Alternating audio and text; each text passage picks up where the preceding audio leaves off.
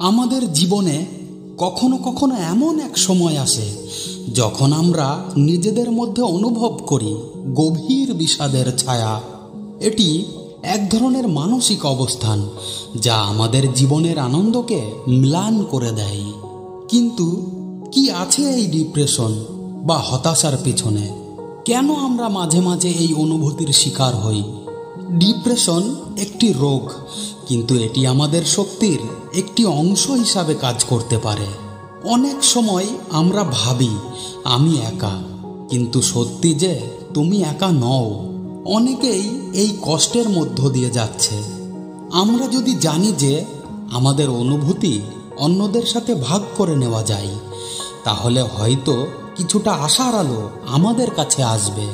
তবে ডিপ্রেশনকে একেবারে এড়িয়ে যাওয়ার চেষ্টা করা উচিত নয়, বরং এটি আমাদের জীবনের নতুন অর্থ খুঁজে পেতে সাহায্য করতে পারে। প্রতিদিনের ক্রিয়াকলাপে যদি আমরা একটু মনোযোগী হই, তবে হয়তো আমরা আমাদের চিন্তার গতিবিধি পরিবর্তন করতে পারব। প্রথমত, আমাদের উচিত আমাদের অনুভূতিগুলোকে গ্রহণ করা। আপনি যদি বিষণ্ণ অনুভব করেন, তবে এটি স্বাভাবিক। নিজের পরিস্থিতিকে বুঝতে পারা খুবই জরুরি। আপনার অনুভূতি সম্পর্কে খোলামেলা আলোচনা করুন, বন্ধুর সাথে, পরিবারের সদস্যদের সাথে। কখনো কখনো কথোপকথনের মাধ্যমে আমাদের মাথায় যে দুশ্চিন্তা আসে, তা থেকে মুক্তির পথ বের হতে পারে। দ্বিতীয়ত, ভিন্ন ভিন্ন অভিজ্ঞতা গ্রহণ করতে চেষ্টা করুন। নতুন কিছু শিখুন, নতুন মানুষের সাথে যোগাযোগ করুন। এটি আমাদের সচেতনতা বাড়াবে এবং আমাদের চিন্তাভাবনা প্রসারিত করবে।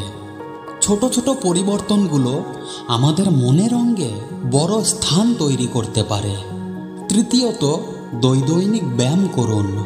এটি আমাদের শরীরের সাথে সাথে আমাদের মনের অবস্থানকেও উন্নত করতে পারে।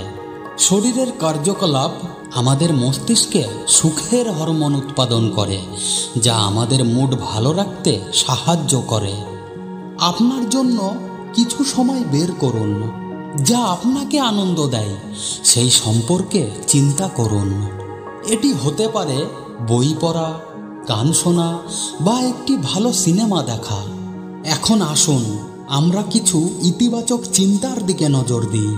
যদি আপনি প্রতিদিন সংক্ষিপ্ত কিছু ভালো বিষয় লিখতে পারেন, তবে তা আপনার দৃষ্টিভঙ্গিতে পরিবর্তন আনতে পারে। সবশেষে মনে রাখতে হবে যে ডিপ্রেশন একটি যাত্রা। এটি কখনোই স্থায়ী বা অপরিবর্তনীয় নয়।